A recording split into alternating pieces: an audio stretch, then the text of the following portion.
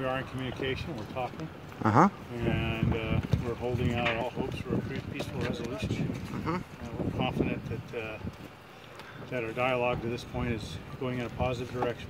Okay. So, you have everybody evacuated? Yes, the residents immediately around where the subject is evacuated. So we feel like we have a pretty good perimeter set up. And again, we're hoping for a peaceful resolution. We're encouraged by the way the dialogue's going. So, how long have you been talking to him, and who's talking to him? We have our crisis negotiators talking to him, plus with mental health, and they've probably been in communication for an hour and a half or so. Some people are still in their apartments. There are people in adjoining apartments that are not in the direct line of fire that are there, and they'll just shelter those in place. Which they're more than willing to do at this point. Is the suspect alone in his apartment? I don't have the information for you. Okay. Does he have a spouse? I don't know if he has a spouse. He only has a significant other. I'm not sure of their marital status.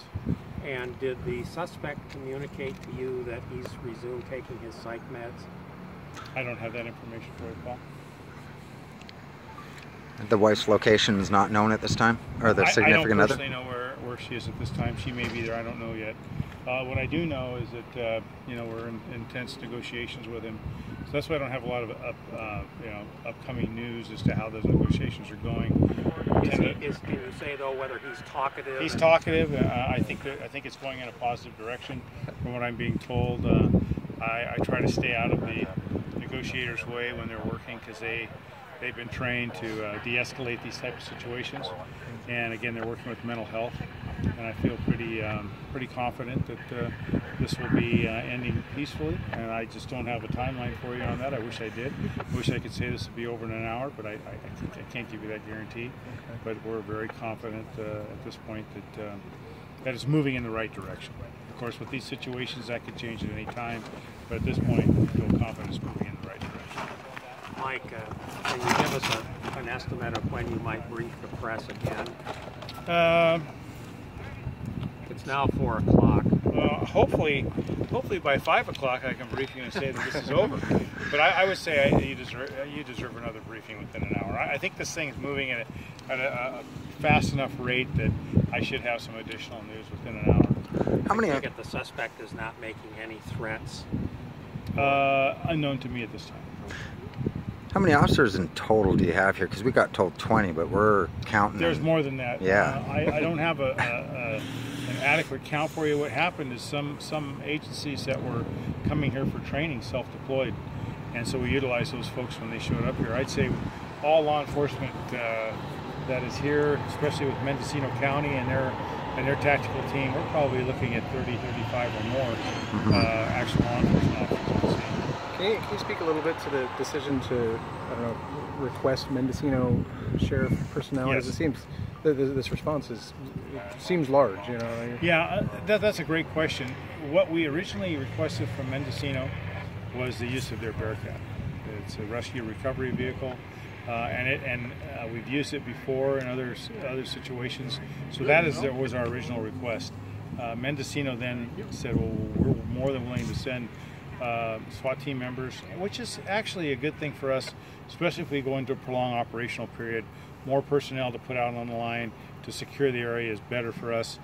So we didn't necessarily request Mendocino SWAT, but they offered that up. We didn't turn it down. Our biggest request was for the vehicle, the Bearcat, which has been worth every moment we've had it here. It allowed us to go in and safely extricate numerous people from that were in the line of fire in the danger zone, and we were able to do that without any concern of safety for our own officers or those that we extricated, because we had this vehicle that could contain any type of a round that he might fire at us. So that's really what we wanted, and that's what we got was the Bearcat. How many apartments did you empty with the Bearcat? I don't have the exact number, but from what I ascertained, probably 6 to 7. 6 to 7. Okay. So anything in that complex, we went ahead and extricated those people out of. Everyone else we asked to shelter in place, unless they're able to get out safely without being in the line of fire somewhere. Where are the people being put up for the day? that have been removed? Some of them have gone to family members, places like that. We have some that are actually staying here because we're actually debriefing and talking to some of those folks. So they've all been housed or sought some type of housing. What we're doing now is actually contacting the Red Cross, because if this thing goes any further, we may need to shelter some of these folks more than just temporarily.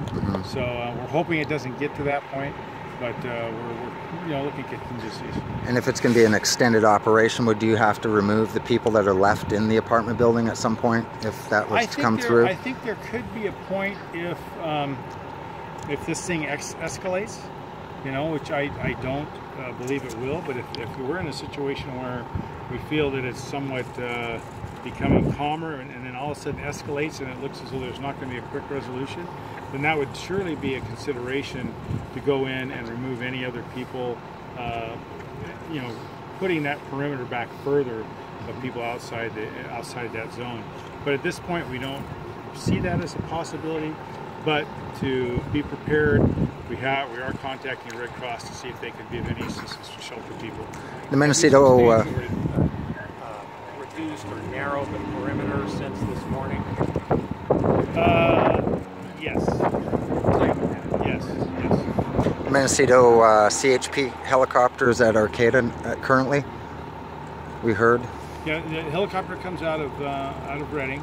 Okay. And we did request, they did offer their assistance, requested they come over and stage at the airport and stand by just in case there was a need for a helicopter. I believe they're still staged there. There'll be a point where we'll cut them loose because of the lateness of the hour, fuel considerations and that type of thing. But at this point they're standing by. Okay. Thank you, Mike. Okay. Thank you. Yeah, I promise.